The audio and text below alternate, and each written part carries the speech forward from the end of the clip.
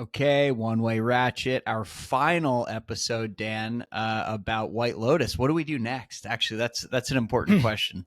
Maybe we need some input from the community out there. Let the viewers decide. Crowdsource this one. Yeah, okay, so little context. I was unable to actually watch it Sunday night. I was traveling with my oldest, doing some college visits, and found myself in Detroit Wayne International Airport yesterday. Great airport.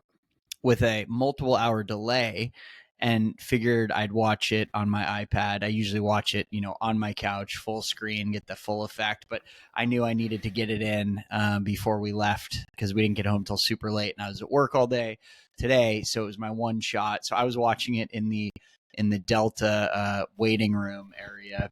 It was odd. The weather in Michigan yesterday was like sleeting and snowing, and then bright and sunny and clouds, and totally wild. And I'm watching White Lotus, like trying to hold myself together amidst this din of travelers, all of whom were delayed. Another just like totally random, bizarre side note: on my flight was my favorite college professor and advisor, whom I haven't seen in like 20 years. She was randomly on the plane. Wait, did you? Yeah, it's crazy. Did you do that Bill Murray thing where you like come up behind her and put your hands over her eyes and like, you'll never guess who this is? No one's ever going to believe you. Yeah, no one's going to believe. And in fact, like at first, I mean, she's 20 years older than when I last saw her. She was probably in her late 30s, early 40s when I was in college. She's now like late 50s, 60s. She looks similar, but she had a mask on, and as I was getting on the plane, we were about to walk on, and I looked, and I was like, oh my God, Casey, that looks like my teacher, my advisor. And so, but I was like about to walk on, so I wasn't going to get out of line and go see. And then sure enough, she walks down the aisle of the plane and sits like way at the back of the plane. And I got a better look. I'm like, I'm pretty sure. So as we got off the plane, I like waited and went up to her. She was with her husband, who also is a professor. And I was like, you may not remember me. And she like immediately remembered me. No way. I took you're a memorable guy. I mean, let's be. She said in front of my daughter, which was great. She goes, you were always the hardest worker. And I was like, thanks. I appreciate that. I was like, for you, I would. Some people have natural talent, and then there's others that just have to grind. That's right, and I just grind. The best. She's so witty. She's this British woman. She went to Oxford, like brilliant, and she's so witty. I told her, I said, yeah, believe it or not, I have 4 daughters. And she, without skipping a beat, she's like, oh, so you pushed past the whole King Lear 3-daughter thing. I'm like, oh my God, you're amazing. You're as cool as you were back then. It was so good. It was so good. It was like really special, a special moment. And she's like, please send me an email. I'd love to keep in touch, see what you're up to. I mean, I told her, I was like, you're the reason I went into teaching. That's pretty big. It's great because in life, you don't always have the opportunity to give somebody that kind of feedback who made a big impression. And by the way, as many times as you may have thought about it, and you maybe don't. Yeah. Yeah. And by the way, for teachers, that's like especially cool because, the remuneration for teachers is notoriously terrible. And like seeing someone way down the line who's like, you impacted my life is a little bit of the bonus that we don't get. In financial means. Anyway, Trent, segue. I think we're having a similar impact on a legion of TV watchers and Bitcoin enthusiasts out there now. I agree. I'm waiting to be grabbed in the airport by someone saying, you changed my life with your One Way Ratchet pod. I'm sure it's going to happen. Typically never want to be grabbed in an airport, I would say. Number one. Except by TSA, but only when you ask for the body cavity search. All right. Well, speaking of, okay. Okay, so anyway, that was my context. So yesterday was a wild day, like just, flying. I mean, Michigan's far, man. It's like a 5.5-hour flight back. So big flight across the country, seeing my favorite professor of all time and like digesting as we flew what I watched in that, I'm going to say, epic finale. Everything we wanted came through. There was nothing that disappointed me. That's my hot take. That's your hot. I loved it. My hot take. Yep.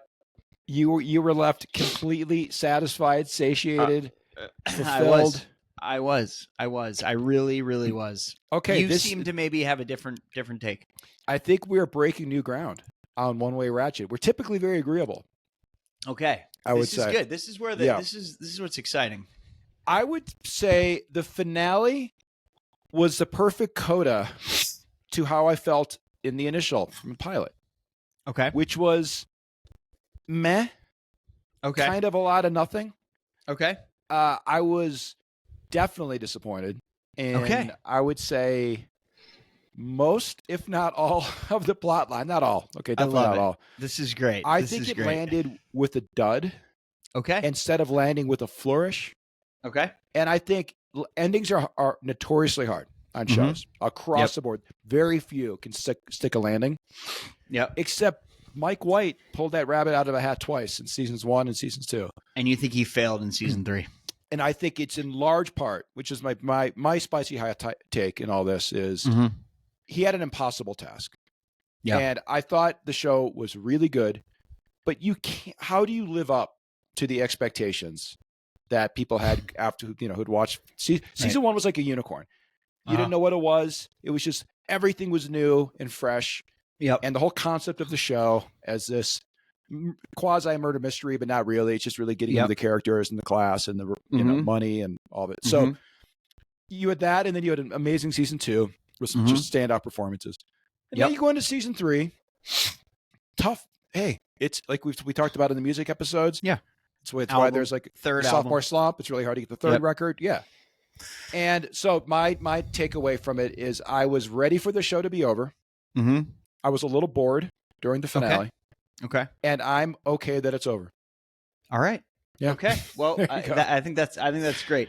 I thought it felt right to me. All of the pieces fell into place. I didn't think there was any hokey tricks. I thought it made sense. I was glad Lachlan didn't die. I was sad Chelsea did, but I think that was like we were building to that, and that felt right. I think it's good that Rick got shot right after discovering, his dad is actually Jim Hollinger. Like that whole thing, we called that a few weeks ago, and then we thought it wasn't the thing, and then it was. I loved that. Yeah, I mean, I thought it was great. I mean, Gaitok, gets the girl, but has to like sacrifice a little bit of who he is. A little bit. Yeah. This all of who pacifist he is. Buddhist doesn't want to hurt anybody. Shoots a guy in the back. Twice. Yeah. And then drives off with Shritala. With just, I mean, it was, okay. That could have been that was such like a Hollywood, that could have been like Bruce Willis back in the day with the big toothy grin or something, It's just that. Okay. Tell me this. I hated that one. You hated more than it. anything. Okay. I hated the Gaitok one. But yes, let's break this down in any particular order. Okay. Well, tell me this. You didn't like it. What makes it better? Give me your alternate better Dan ending. Okay. I think even just in one of the storylines. Okay. Let's start with the Ratliffs, because I think this was the central problem with this season. Yep. Was that there was so much attention on all 5 and their great casting, great acting, killing it, as we've talked about on every episode. Every time were flowers for Parker Posey. It's just all of it. Yep. Okay. Yep. In the end, I just want to, I'm really actually, I get it. It's fiction. All right. It's made up. It's a story. Okay. This isn't real. Okay. So, but my anger towards Tim Ratliff has no bounds. Okay. I loathe this guy. And it really, it didn't, it was a slow build, but look, we're both parents. Yep. And you don't have to be a parent to be like a non-murderous, like sociopath, right? But let's just, for any parent out there, that this fucker, born into the most extreme privilege of grandfather, governor, father, extremely successful in business. You've been handed everything in this world. That wasn't enough for you. You had to fuck around, and whatever you did, we never got the details, which is kind of a bummer. I would have loved to know more about the whole scandal, although not necessary. He cut corners. Yep. He broke some rules, and he got caught. Yep. What is his response to this? Kill his whole family. No. Not kill his whole family. That would have been a little bit more humane. Let's kill 4 out of the 5 of my family. Because I can't handle the shame of my own actions. Right. I'm going to take out 4 out of the 5 of my family, and then just leave Lachlan there to deal with the aftermath of the 4 of us dead in Thailand. Right. Because this guy can't just man up and just do anything like the right thing under those circumstances. Yes, but he's in a bad spot. He doesn't go through with it, though. He doesn't go through with it. By the grace of God, they could have consumed enough that would have killed all of them, for all he knew. Yeah. You know what I mean? Like, who knows? One sip could have been fatal. Yep. I just thought... I loved it. Now, look, that was an emotional roller coaster, that scene. Like, he mixes it up, and you're like, oh my God, is he really doing this? And then he, and then he knocks it out of Saxon's hand, and, don't drink it, dumps it all out, and it's like, oh my God. But then, of course, leaves the residue in the thing, and you're like, that's not good. And then we almost lose Lachlan, which felt like a disaster. But that was getting back to your call at the end of the last episode. It was heading that way, and then that would have made more dramatic sense that there had to be a price. Yeah, that Tim Ratliff was going to have to pay a price for all of this, and it feels like he's getting the ultimate get out of jail free card. He got his son to somehow revive, by the grace of God, whatever. We don't really know what happened, but he really looked like he was slipping away. I mean, all the imagery was clearly he was seeing the light. He was goner, comes back. But then we never even got the moment where the family learned the truth. We were like just on the edge of it. And Mike do we need that? Yeah, I don't know. We invested about half the season in this family. You're goddamn right we do. Goddamn right we do. So you were disappointed. I thought it was great. This way that it like sort of ends, and he why does it end this way? I think so here's my take. If you look at like who's dead and who's not, it just reiterates what we always know about the Mike Whiteverse is like people don't actually change. The people who are subjugated remain subjugated. The people who are on top of the world somehow remain on top of the world. And that's like a really dark statement. The Ratliffs are leaving. He may be headed for a complete disaster when he gets home, or he may not. But the fact that like he survives intact with his family when only hours ago he was first going to off everybody but the son, and then the one son he wanted to save because he says like I could live with nothing. He's like, okay, this kid's worth saving. Then he almost accidentally kills that one, which would have been the ultimate tragedy, and then he avoids it. And I actually think that's sort of the thing about this is like the people who have means, the wealthy, the well-connected, like they're going to just sort of rise above all the time. Yeah, okay. But as far as like dramatic impact, okay, I think it's ironic that your teacher referenced King Lear, right? All right, let's just connect those dots. What if Ophelia just woke up at the end and it was like a happy ending, and it was like, okay, there's no consequences, there's no price. And of course, in all the Shakespearean tragedies, there's a serious price, like a horrific price. Often some accident or some misunderstanding.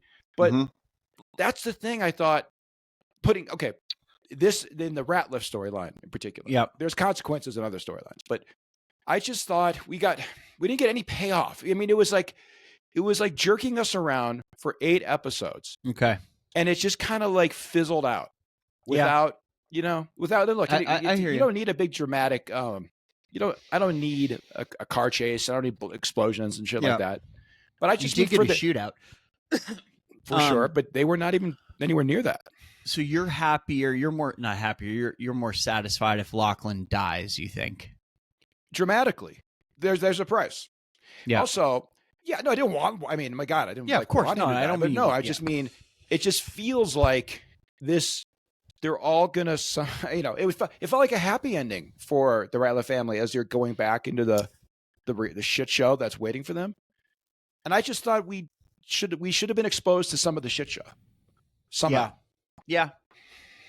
No, that was the one piece that I was like, it would be nice, like, maybe they cut to like the scene at his office in North Carolina and like the FBI's there. That might be, but like on the other hand, I don't know if that's necessary because we've gone through and you mentioned Shakespeare, the great like suicide mistake scene in Romeo and Juliet is sort of like almost what the Lachlan Tim Ratliff scene turned into. Like he discovers the son, he thinks he's dead, maybe he kills himself for real in that moment.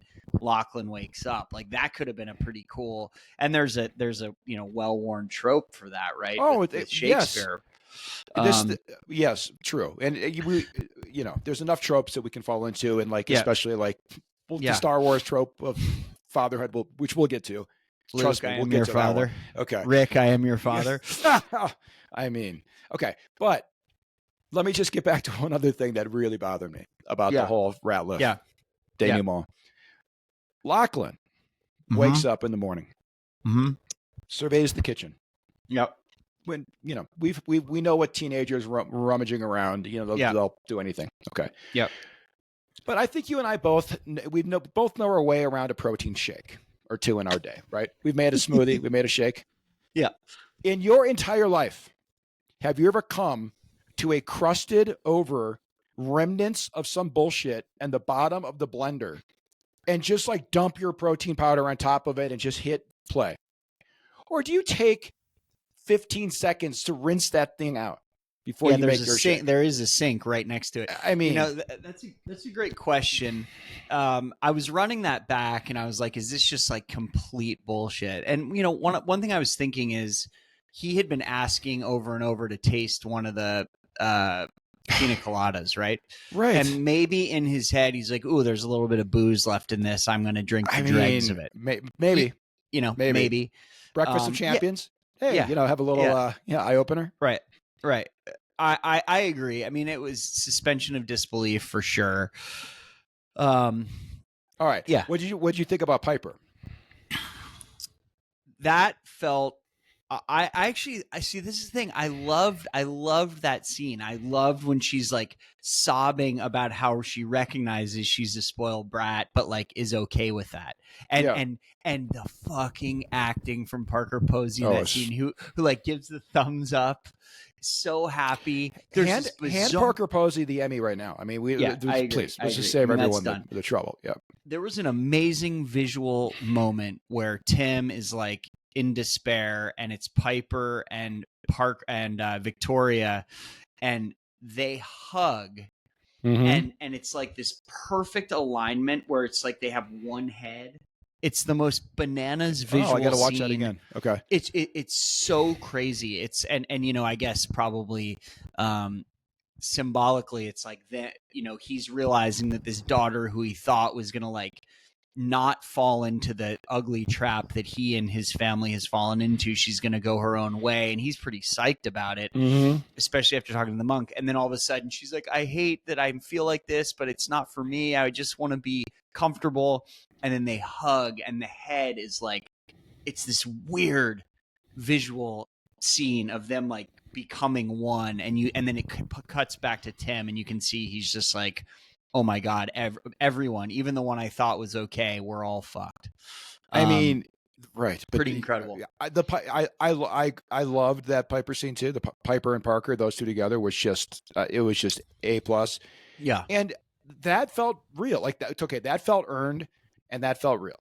So that, there's elements to this that are certainly better than others. I like that. Piper arc was fucking genius. And I just think this is so revealing of the well-intentioned privilege, right? I mean, she's got a great heart. I don't think she's got a bad bone in her body. I think she really was sincere that she thought that this was what she wanted to do, right? Right. And then you take these privileged Americans out of what they're used to. Parker Posey's great line, like, we're so fortunate. The the best thing we can do is enjoy it, or whatever she says. No one's lived better than us. Not even kings and queens. Yeah.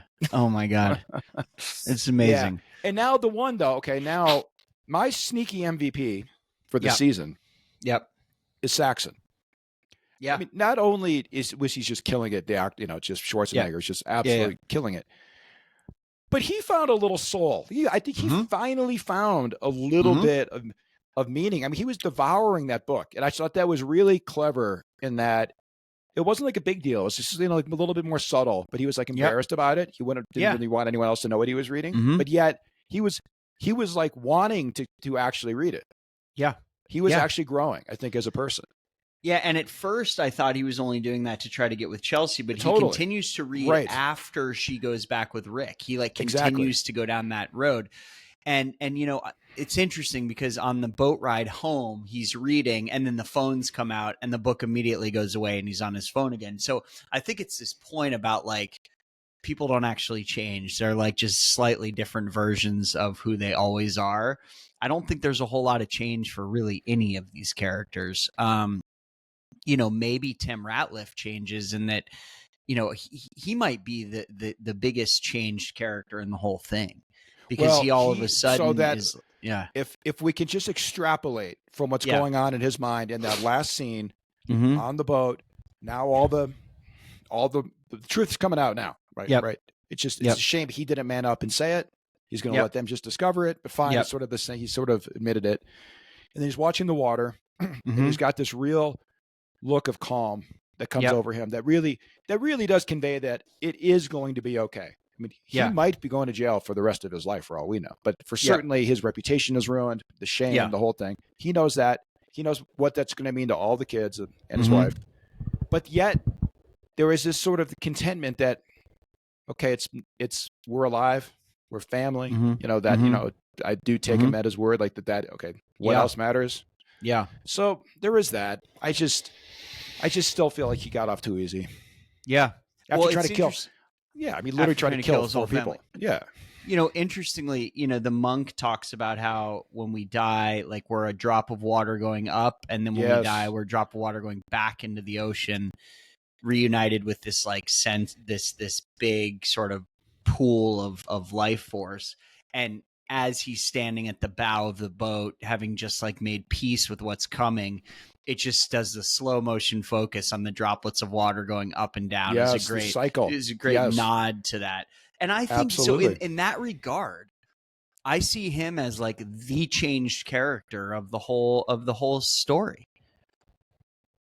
Okay. I'd love to know. I would love to know more. I would love now we're not getting the 9th episode. We're not going to get to see him in meeting with his lawyers and the district attorney, right? I mean, but you're right. That's all left to the imagination. And yes, you got to figure like he's going to do the right thing. He'll probably plead guilty. He'll do his time, right? Yep. He'll do what's best for his family. Right. Because he's almost, he is like a survivor of like a near complete family tragedy. Yes. Now he was the one who brought it on. No, but for sure. He's also none of them know. Like Lachlan doesn't know that he drank poison. He for all he knows, it was from the bad coconut milk or whatever. So that's it's a good not point. like They didn't connect that.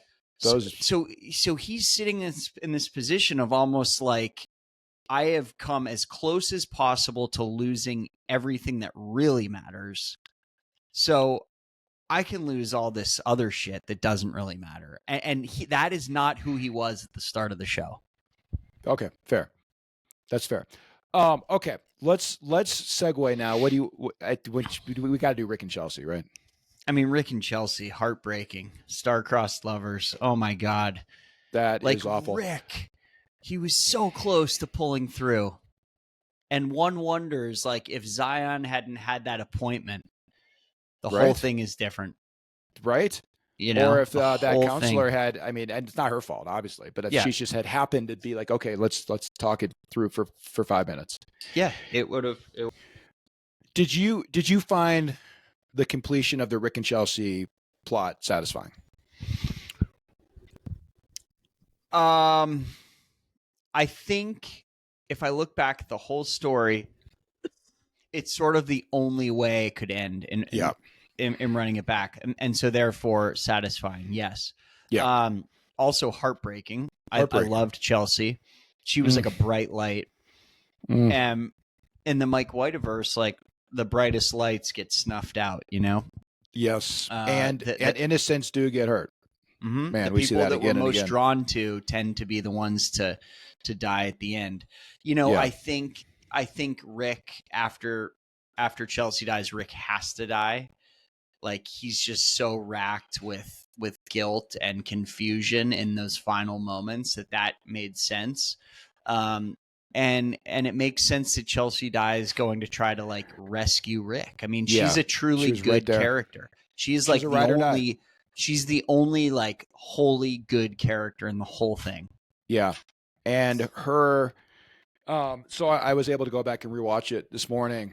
That speech she gives at dinner about Amor Forti, like the name of the episode, which is essentially what will be will be. Que sera sera.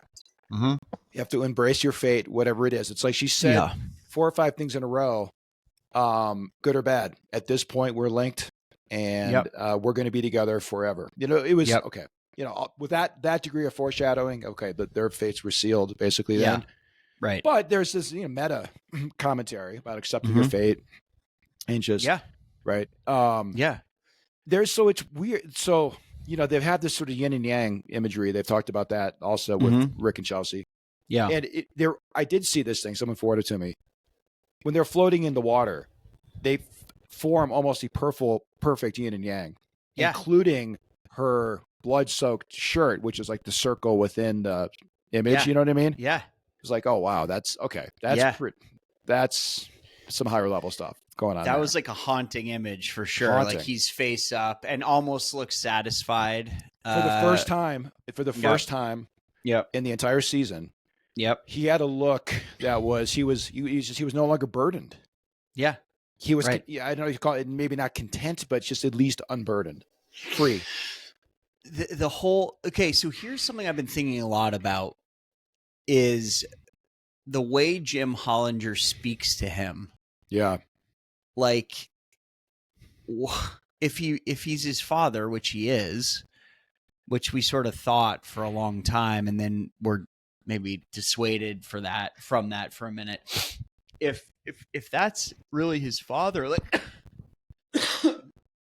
I'm just wondering why he speaks so harshly to him. Well, so this gets now to my problem with the Rick and Chelsea story. Yeah. Chelsea she's sort of pristine in my mind. She can do no wrong. Okay. So Chelsea just crushed it. Yeah. Rick and this whole Rick, quest was some of the dumbest shit. I mean, it just bothers me for a show that is meant to be taken seriously. Like this isn't cartoon world. This isn't science fiction. There's no magical creatures, right? This is the real world, the way that things are. You pull that stunt at the guy's house. Again, the guy, one of the more powerful guys around with 2 armed bodyguards. Right. You do that shit. Just getting out of there and getting on the water taxi was like a great escape. Good for you. Yeah. But going back to the one place where he knows you are and then hanging out, not just the next morning, but staying an additional night into that breakfast. Yeah. It was just, it was so bad. And then getting into the whole fatherhood thing. Okay, this was like the big thing. And they had the whole moment in Jim's office where, maybe it could have come out where they could have maybe had a conversation around it. Yeah. Instead, it's sort of mentioned in passing at the end by Shritala.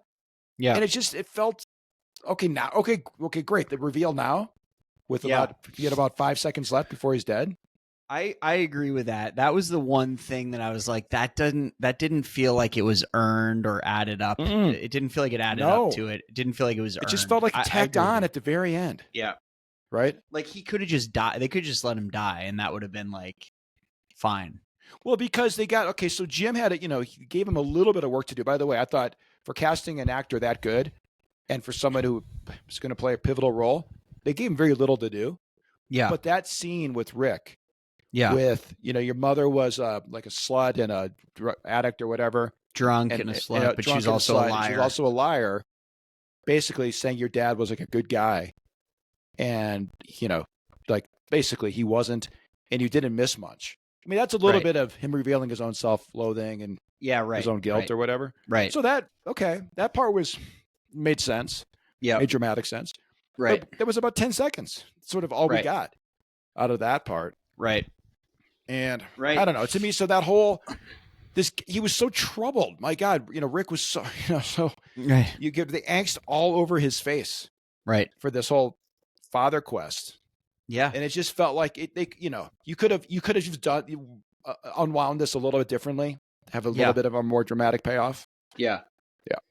Now let me ask you this. Yeah. What have you read anything online? Are people hating it? Are people loving it? Or people mid? No, I've avoided because also I'm not really on social media, so I need people to forward this stuff to me and then I'll see it. But I'm not out there really like looking for it. Yeah. And a lot of the theory crafting, some of it actually it's sort of a mixed bag. Okay, like Rick's dad. Okay, yeah, it was his dad. It seemed fairly obvious from the beginning. Like that was kind of the point. So there's things like that, and then there's all the elaborate theories that don't come remotely true. No monkey shootout. No monkey shootout. The shootout was very literal. Yeah, it was a literal shootout. Yeah. But biggest body count we've seen. So you have the 2 bodyguards. You have Jim Hollinger, you have Chelsea, you have Rick. Yeah. Fabian falls in the water but isn't shot. So I think it's 5. Yeah, I think that's it. So, okay, what did you think of, since, Gaitok. All right, now we got to bring them into it. Yeah. Another, I'm not,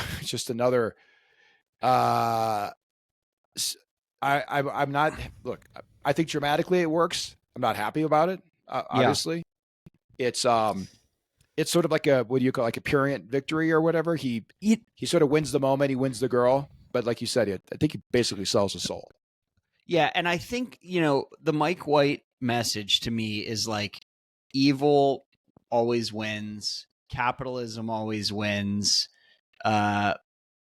Innocence and naivete and goodness gets squashed. Yep. That seems like the takeaway. We see that in twice here. We see it in parallel. Absolutely with the Gaitok moment. Yep. And I don't think he's a bad guy. Look, it's a terrible situation to be in. Tough to shoot a guy in the back who was like posing no danger at that moment, but okay. So that's a terrible situation. He seemed like he got over it real fast. I mean, that first night of banging Mook kind of like just he erased all the and then he's got his shades and he's driving the car and he's like he's completely sold out. And you can sort of understand it, but I don't think we're meant to take that as like, oh, that's a great ending for him. Like that's a sad ending for him. Yeah, I don't know. He got the job, he got the girl, he got the shades, but he lost everything. He's in the driver's seat, but literally. But I mean, it's like, who gets what they want in this show? Like, all right, well, let's move on to the next one where innocence is crushed and all of a sudden anyone with either money or status uses it or flexes it. Yeah. Let's talk about Belinda and this story. Now, another one that was a slow burn all season. It became very obvious. Okay, obviously over the last episode or two. Okay, we knew where this was going. Yeah, right.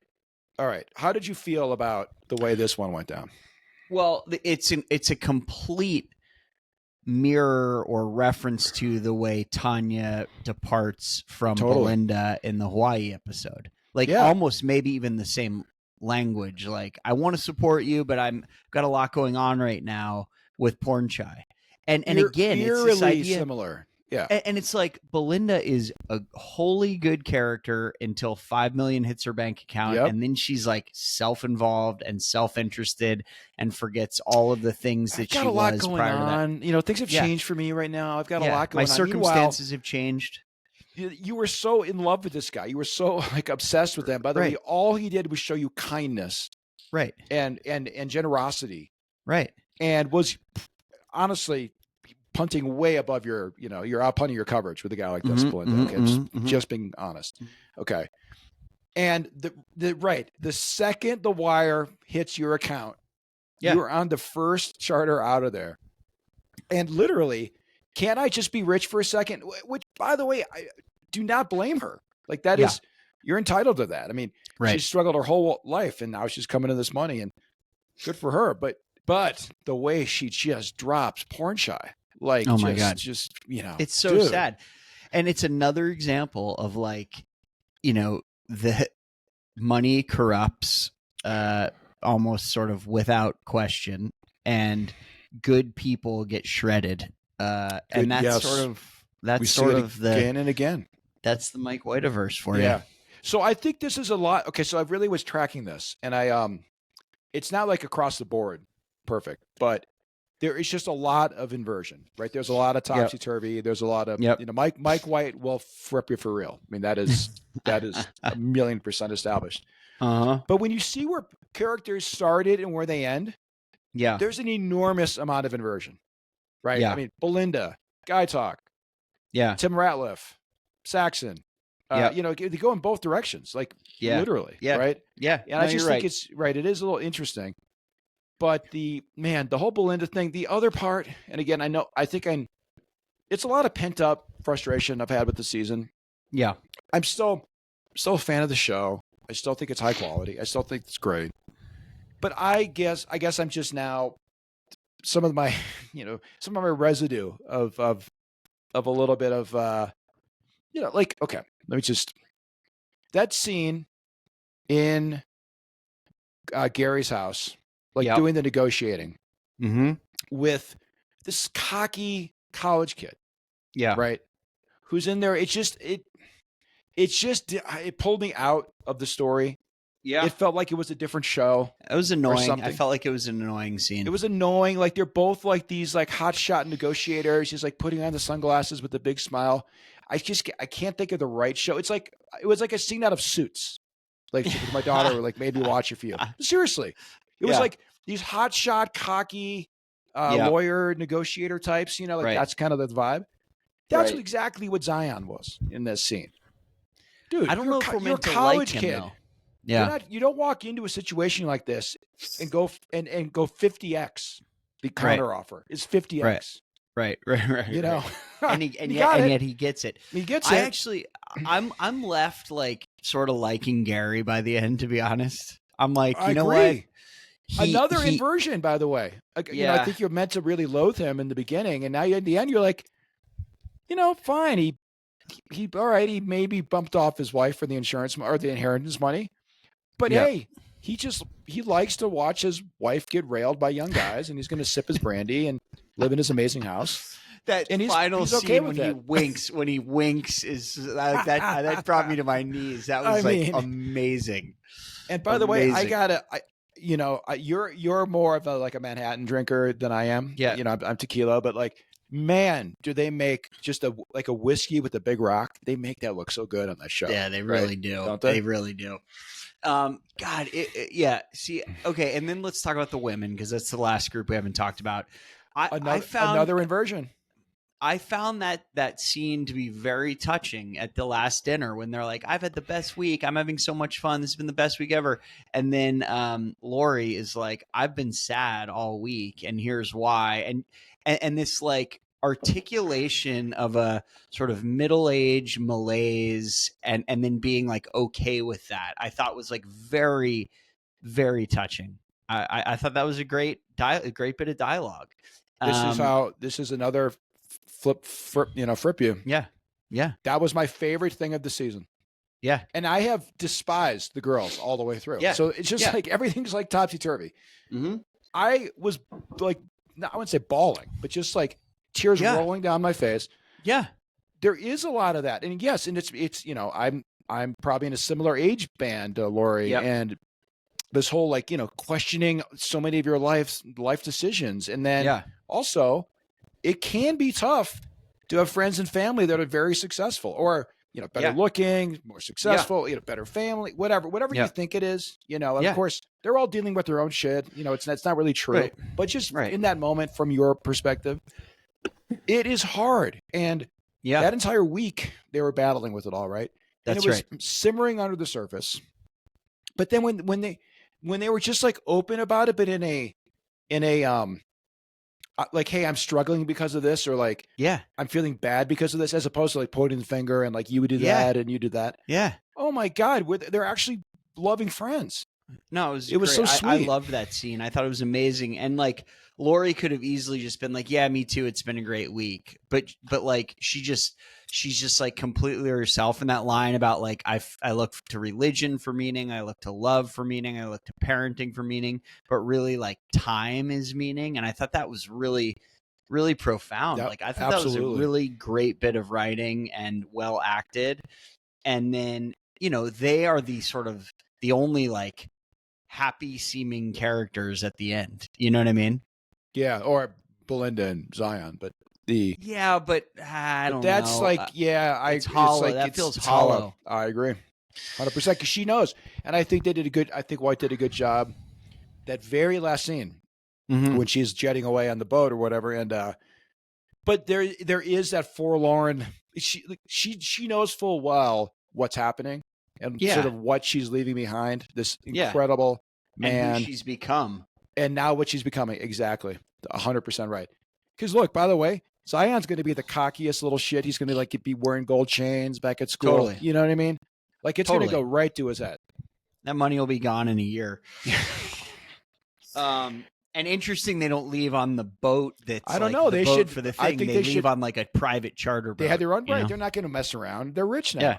They should slide that money over to Tim and Saxon to manage. I think for them, or put some of it in Bitcoin. Well, that's the whole. Someone should do a whole pod series on that. Go without saying. All right. Is there a season 4? Do we know that? There's a lot of speculation on season 4. Okay. Apparently that Mike White has been scouting, or his production team or whatever has been scouting a European winter location. Oh. Now, does this show lend itself to a ski town season? Oh my God. I happen to be in one of the premier ski towns in, I think so. in the world as we speak. And where are they going to be, like Stad or something, or Cortina? So, I mean, they've already done Italy. Anywhere? Give me a European ski resort season, please, Mike White. I know you're listening. In like a cozy lodge with like fireplaces and antlers. Because honestly, the locations have been amazing, but they're all the same. Seaside, warm weather, pool, ocean resorts. Okay, can we mix this up, please? Fuck. Do you think there will be a season 4? Oh yeah, this is a hit show, absolutely. Yeah. And you have you must like. Everyone in Hollywood must want to get on the show. I think it's incredibly hard to get on. Oh, wait a minute. I think we have another we may have overlooked. Speaking of that, the quasi happy-ish ending for our friend, Frank. He seemed to escape. Like it doesn't seem like Jim Hollinger is going to be like looking for him. He's back on the straight and narrow, doing some meditation. Yeah, that's true. After his just, by the way, that's one of the great opening scenes of the show ever, when he's in like his tighty whities and tank top, like stabbing a mannequin, and he goes, "We haven't even gotten to the ice yet," like whatever, like crack or whatever he's talking about. I mean that was an unhinged scene. It was great, and then you see him at the end, like in the Buddhist temple. Hopefully, he's had his one wild night and he's back on the straight and narrow. That's true. Frank is hopefully going to be okay. I think that could be, because you never know who might show up in the next season, right? I would like to hope we've completed the Tanya, Gary, Belinda trilogy. Like we don't need. I personally don't need another 30 seconds of screen time on that. Yeah, entire arc, but. Anyone who survived is fair play. Mm-hmm. Of course, they can always go prequel and bring back anyone. So there's so many ways this could go. Maybe it's the who's the character from Austin, Texas? I forget her character's name. Yeah, Kate. Maybe Kate's family goes like on a European ski vacation, and then Frank is there, and then we get all wrapped up in it again. Because you're right, there's always a carryover character. Yeah, that part of the show I think that's got to remain, because people love that. And of course, then you got to keep it which is impossible these days to keep the casting secret because the location, there's drones and people. It's just people know, so it's going to be. Yeah, it's not going to be private. But the GregGary reveal was a surprise for me this year. Yeah, for sure. Now, okay, all right. Here's okay. In retrospect, we got 3 under our belt. Yep. And I kind of touched on it in the beginning, but I do want to, I think, just drive this point home. Mm-hmm. My disappointment with the way this all went down in season 3 is, again, getting back to just the impossible task of just doing this again and again and again and again, right? It's just so many things have to go right. Yeah. And they extended the season by a show every season, right? So the first one was 6, this one was 8. And then in retrospect, you look back and you can see that, there was just some bloat. There's a lot of repetition. Yeah. Did we need the 8? I don't know. It was great that, I'd like to have them. Yeah. But this just shows you the level of difficulty. And this is so intricate what he's doing. But yet that doesn't guarantee you it's going to, like, it's actually going to stick every time. I mean, like, all being said, this was my least favorite of the 3 seasons. Like, I'll just say that. I still loved it. I loved the finale. I loved, like, in spite of it being my least favorite season, I think it had some of the best scenes of all the seasons, particularly with Parker Posey. She was, like, incredible, beyond amazing. Walton Goggins, amazing. Patrick Schwarzenegger, amazing. But yeah, I think it was my least favorite. I would say, I still think, for me, my wife's favorite season is season 2. My favorite is season 1. I think Armand, the Mossbachers, like, it just doesn't. To me, like, that was the peak of the mountain, and these are all amazing, but they weren't as good. I think it's a definitional situation. Yeah. You could never reproduce what you had in season 1. Right. You just can't. Again, by definition, nobody knew what season 1 was going to be about.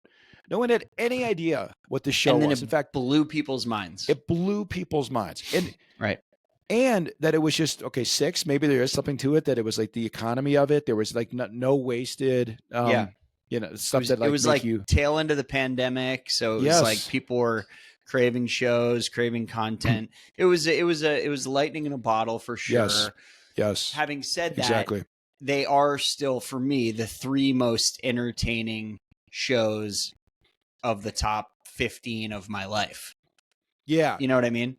So, and my my critiques, Better Call Saul, Breaking Bad, the 3 seasons of White Lotus, Succession, Billions. I mean, that's probably that's like the pantheon, probably. Yeah. So so now I think, look, it's over. We made it. I think, again, we disagree maybe on the level of satisfaction, but even my criticisms are at a level of, this, the caviar and the vintage Dom and the, it was, it wasn't my favorite meal, but it was still, like, amazing. You're critiquing brush strokes on a Van Gogh at this point, and that's fine because you're a true connoisseur. Well said. It's also gets boring when it's like, this is how, like, Greg and I would joke about a lot of the Bitcoin, like, pods we do. It'd be like, how many times can you just high five each other about how amazing Bitcoin is? Right. It's just at some point we do have to have a little disagreement. Yeah, and that's what we got tonight. Yeah, I love it. Okay, so what's next? This is the real question. What is next? Well, we need to think about it. We need to regroup. Because I think we have a momentum now going with the whole show thing. Yep. That we really, a couple things. We really can't stop. We can't stop. I mean, can't stop once you started. It stings. Well, it's a one-way ratchet, Trent. It is a one-way ratchet. Okay. Now, here's something I was thinking we could do. We could do a one-off. I think we got to get into that Zeppelin movie, right? Oh my God. Have you seen it yet? Yes, I saw it. I saw it on the night before my birthday. Okay. Which was the start, by the way, of my like worst sickness I've ever had. Yeah. Like, Then you night, went down deep. and then I was in a hole for 2 weeks. I'll figure out a time to see it. Can we do a movie review? Our first one? Yeah, I think it's still only in theaters. It might make sense to wait till we can, like, I would need to watch it again. Okay, that's fair. To talk about it, but yeah, we should do that. Now, I'm also wondering, do we like, this has already been done to death on the Bill Simmons podcast, The Rewatchables, but is there a space for us to do like classic movies and talk about them? Oh yeah. No, I think content like that is evergreen because there's always new legions of fans discovering old shows like all the time. Right. So it does. Yeah. We did it. Well, I don't just mean shows. I mean like movies. Or movies too. Yeah. Movies too. Yes. Oh, absolutely. By the way, there are no new good movies. I mean, there are hardly any new good or relevant or what are we going to do? Some stupid like Marvel bullshit? Movie. No, I mean, no, nobody wants that. Right. So, all right. Well, we've got some soul searching to do. Yeah. I also think though, when there is a weekly show, that's the one we need to latch onto. Right. Because I don't know how we do a binge. Yeah. A binge would be really hard. I mean, I'm binging. Yeah. I'm in Severance right now. I don't know how I avoided it all this long when my son and so many people told me how good it was. And do you like it? I'm obsessed with Severance. Okay. Now I've tried 2 different times and I couldn't get past the second episode either time.